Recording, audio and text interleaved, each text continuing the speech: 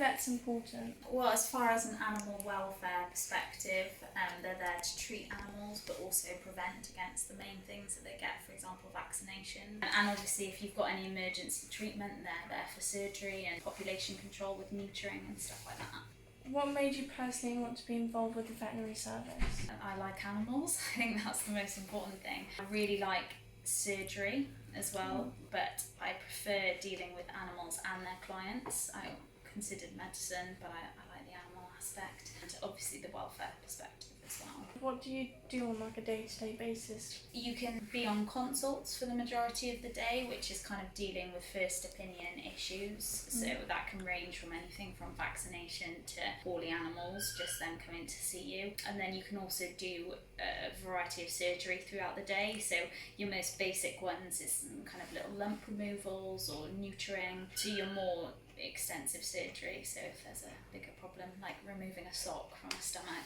What are some life-changing experiences you've had? I've seen some sad cases, for instance people that didn't have enough money to treat the animals, and that's kind of determined how far we take our treatment, because you have to take that into consideration. And also we see a lot of cases which have referred from the RSPCA and other things like that, which can be quite sad. But happy-wise, I love a cesarean when you get all the puppies out. That actually leads on to my next question, is why is a vet fund very important?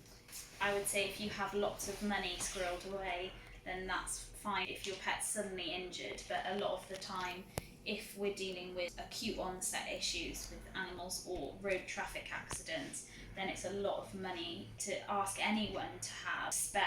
So obviously people that are insured are in a really good position because they put aside a certain amount every month, and then if something big happens like a road traffic accident, it means that we can give the highest quality of care with no financial limitations really, because a lot of the insurance companies now have quite a big excess of what we can pay. But if you didn't want to go down the insurance route, putting some money aside just in case something happens very quickly and not limited by money then.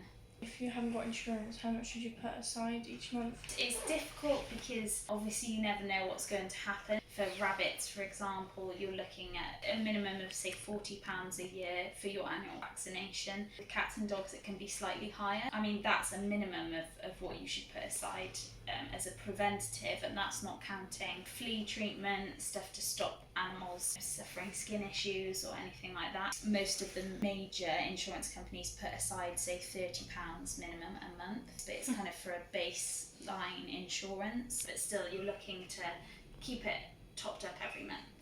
Do you think it's important for people to do their research before purchasing an animal? It's essential, especially with rats and small rodents, because 99% of the issues we see are probably to do with husbandry and how the food they eat. So we see a lot of dentition issues, which can be prevented if they do proper research. With dogs, you can have behavioural issues if you don't know when their socialisation period is. What diseases can you get in small animals? Rats, very commonly we see issues with their teeth. A lot of the time we see them with mammary masses, so that's probably the most common thing. The other thing that they're quite susceptible to is respiratory issues. The ones I've seen recently have picked up respiratory infections. The last time I saw a guinea pig was for respiratory issues as well, but you've got to be really careful with their parasite control as well. They can get little mites,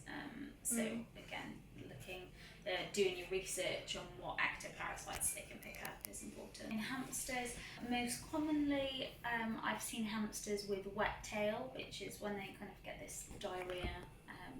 Normally it can be a bacterial cause, but there can be others. In rabbits, the most common one that I see them for is if some sort of pain or infection has caused them to get gut stasis. So they're really sensitive creatures, so if they've got an issue with their teeth or if they're in pain, their guts stop moving as quickly as they should, so it leads to quite serious repercussions then, so we've got to treat them symptomatically and hospitalise them most of the time. The other issues, dentition problems, really common. And again, respiratory issues. I've seen quite a few fatalities recently with people that haven't vaccinated their rabbits against RHD, which is the hemorrhagic diarrhea virus, and it leads to pretty acute onset and death if they pick it up. So really important to vaccinate.